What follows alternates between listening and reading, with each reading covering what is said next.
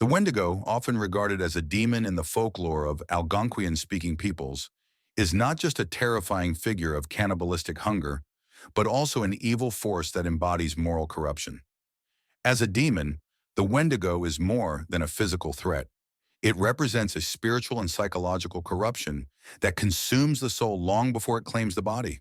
This demonic entity is driven by insatiable greed and hunger, and it is said to possess humans who fall prey to their basest desires. Once the Wendigo spirit overtakes a person, their transformation begins. The legend speaks of how the human host becomes grotesque, their bodies stretching unnaturally tall and thin, their skin tight over their bones.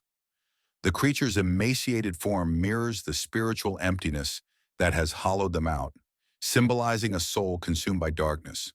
No matter how much flesh it devours, the Wendigo's hunger remains an eternal craving that can never be satisfied, a punishment for their surrender to the demon's influence. The process of possession isn't merely physical, it is spiritual, with the Wendigo acting as a force that preys on the vulnerable. People in isolated environments, often those suffering from hunger, desperation, or greed, become the perfect targets. The Wendigo whispers to them, planting seeds of insidious thoughts. A once moral individual may begin to entertain dark ideas, thoughts of consuming others for survival or gain, ideas of betraying community and kin for personal benefit. Once these thoughts take root, the human is already lost to the demon's control. What makes the Wendigo particularly terrifying as a demon is its ability to transform the ordinary into the monstrous. It takes human flaws, greed, desperation, isolation, and turns them into weapons of possession.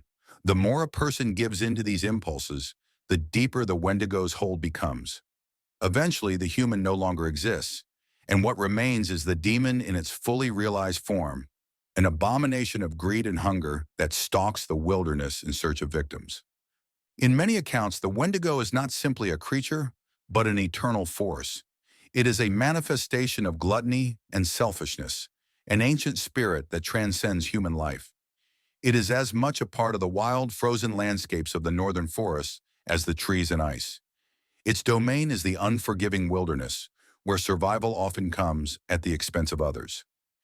Here, the Wendigo thrives, feeding off human desperation, waiting for someone to falter and give in to their darkest instincts.